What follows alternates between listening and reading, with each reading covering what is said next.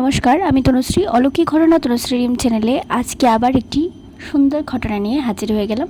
আপনারা কেমন আছেন তা কিন্তু অবশ্যই কমেন্ট করে জানাবেন। আমার ঘটনাগুলো কেমন লাগছে তাও অবশ্যই কমেন্ট করে জানাবেন। আপনাদের কাছে যদি থেকে থাকে এরকম কোনো অলৌকিক ভৌতিক ঘটনা, তাহলে কিন্তু অবশ্যই আমাকে কমেন্ট করে জানাতে পারেন। নয়তোবা আমার নিচে দেওয়া লিঙ্কে ক্লিক করে ডেসক্রিপশানে যাবেন, দেখবেন আমার লিঙ্ক আছে, ফেসবুক আর ইনস্টাগ্রামের লিঙ্ক আছে। সাথে আপনারা আরও আপডেটস পেতে কিন্তু আমার হোয়াটসঅ্যাপের যেই গ্রুপটা সেটাকে ফলো করতে পারেন। তো চলুন আজকের ঘটনাটি শুরু করছি। আমি আগের দিনে যে ঘটনাটি শেয়ার করেছিলাম সেই ঘটনাটি শুনে আমার একজন কলিগ, দিদি বলা যেতে পারে, উনি কিন্তু আমাকে বললেন যে আমার জীবনেও কিছু ঘটনা আছে সেরকম অলৌকিক ঘটনাই, তো আমি একটু শেয়ার করতে চাই তোর সাথে। অনেক কিছু ভেবেই কিন্তু দি আমার সাথে এই ঘটনাগুলো শেয়ার করলো।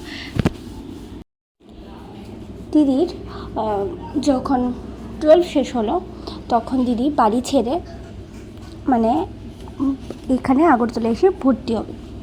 এরকম সময় দিদির বাবা আর মা দিদির জন্য খুব চিন্তা করতো, সেজন্য ওকে একা কোথাও থাকতে না দিয়ে বলা হয়েছিল যে মাসির বাড়ি আছে, পিসির বাড়ি আছে, যেখানে থাকা সেখানে থাক। তো বাবার ইচ্ছে বেশি ছিল যে পিসির বাড়িতে থাকবে, তো সেরকম সময় পিসির বাড়িতে থাকতো, পড়াশোনা চালিয়ে যাচ্ছিলো। তো কয়েক মাস পিসি তারা ওইখানে ছিল না, তখন দিদির কোনো অসুবিধা হয়নি, দিদি আরামসে থেকেছে, খেয়েছে, কোনো অসুবিধা হয়নি। কিন্তু ওরা আসার পর থেকে না দিদির সাথে এরকম কিছু বিহেভিয়ার শুরু করেছিল যে দিদির মনে হচ্ছিল যে না, আমার ওদের বাড়িতে এত থাকাটা উচিত হচ্ছে না, আমার এইভাবে থাকাটা ওদের বাড়িতে উচিত হচ্ছে না। দিদি আবার শিব পূজা করতো। সোমবার করে দিদি কী করতো, কিছুই খেত না সারাদিন, বিকেলে বা সকালে একটি রুটি খেয়ে চলে যেত, সারাদিন কিচ্ছু খেত না। এই জিনিস যেন ওর ভিতর আলাদাই এনার্জি চলে আসতো কাজ করার, তো সেরকম করতো।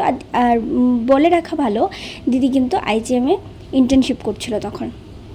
সে সময় দিদি এরকমভাবে কাটাচ্ছিল। তো দিদি লক্ষ্য করছিল যে ওরা যেন আরও বেশি করে মানে দিদির উপর একটা বিরক্তি ভাব দিদি লক্ষ্য করতে পারছে। ওদের কিন্তু মেয়ে ছিল না, ওদের ছিল শুধু ছেলে, 2 ছেলে ছিল কিন্তু মেয়ে ছিল না। দেখতো যে ওর কাকাতো বোন যখন এসেছে ওকে ভীষণ আদর করা হচ্ছিল, আর দিদিকে দূর ছাই রান্না করে রেখে দিয়েছে, নিয়ে খেয়ে নিবি, কোনো কিছু ধরলেই এদিকে যাবি না, ওদিকে যাবি না, এরকম করবি না, সেরকম করবি না, এরকম অনেক কিছু ব্যাপার করছিল। তো ওনার যেহেতু মেয়ে নেই, উনি নিজেই একটি মেয়ে, মানে পিসির কথা বলছি আমি, উনি কিন্তু নিজেই একটি মেয়ে। তো ওনারও শিওর কখনো না কখনো, হয়তো বা এখন বন্ধ হয়ে গেছে, কখনো কখনো তো উনি পিরিয়ড হয়েছিল ওনার, কিন্তু উনি এইরকম ব্যবহার করছিল দিদির সাথে যেন ওনার বাড়িতে এসে দিদি পিরিয়ড হয়ে বিশাল বড় ভুল করে দিয়েছে। দিদি পিরিয়ড হয়েছে, বিছানাতে ঘুমিয়েছে, পরদিন যখন স্থানে যাচ্ছে তখন বলছে যে কেন তুই এই বিছানাতে ঘুমলি, সেই অনেক কথা বললো যে আমার এই ঘরে আমি পিরিয়ড হলে থাকি না, ঘুমাই না, এরকম বলে মানে এমন একটা সিচুয়েশন হয়ে গেল দিদির জন্য যে দিদি নিজের কাছে খারাপ লাগতে লাগলো। দিদি ওর মা বাবার একমাত্র সন্তান, ছোটোবেলা থেকে কোনো কিছুর অভাব বা কোনো কিছু নিয়ে খোটা দেওয়া কিছু এরকম কোনো সময় হয়নি, কার সাথেই বা হবে এরকম। অনেকগুলো ছেলে মেয়ে থাকলে তাও নয় হতো, কিন্তু এখন দিদি তো একা, একটি মেয়ে মাত্র, দিদির মা বাবার খুবই আদরের। তো এই সমস্ত দেখে না দিদির মনে হচ্ছিল মনে হচ্ছে আমি কি ভিখারি, ও আমার সাথে এরকম ব্যবহার করছে। প্রায় সময় নাকি পোড়া খাবার রেখে দিত দিদির জন্য, খেতে কিছুতেই পারতো না।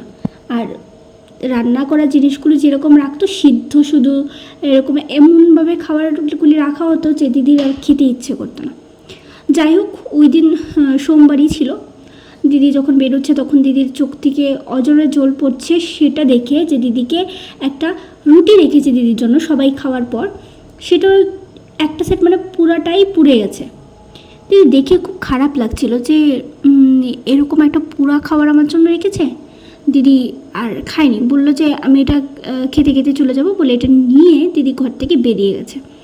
বেরিয়ে গিয়ে দিদি হসপিটালে যখন পৌঁছলো তখন দিদি খুব কাঁদছে।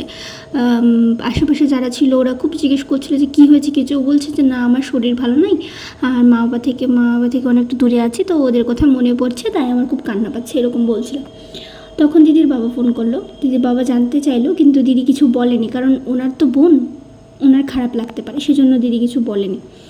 তারপর দিদির মা দিদিকে ফোন করলো, বললো যে বাবাই খবর দিয়েছে মাকে।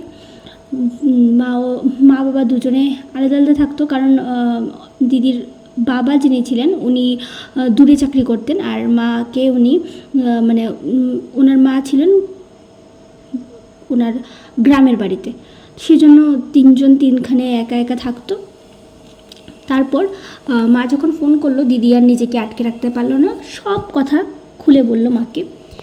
বলার পর মা ওনার বোনকে ফোন করলো। ওনার বোন এখানে কোয়ার্টারে থাকতো। ওনার বোন বললো যে তুই আমার এখানে চলে আয়।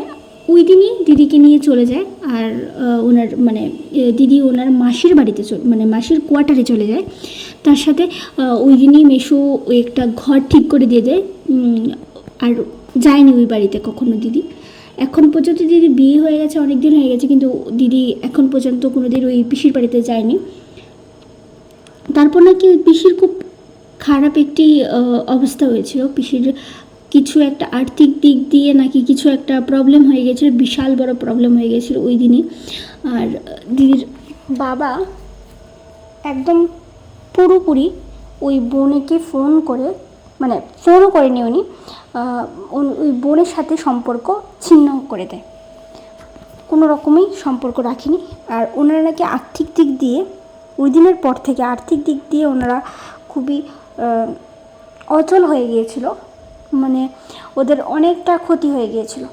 অনেকবার ফোন করে দিদিকে আনার চেষ্টা করেছিল, কিন্তু দিদি আর ওই বাড়িতে পাও রাখেনি। পরে দিদির মা গিয়ে নতুন তুষক কিনে নিয়ে দিয়ে এসেছিলো ওই দিদির পিসির বাড়িতে।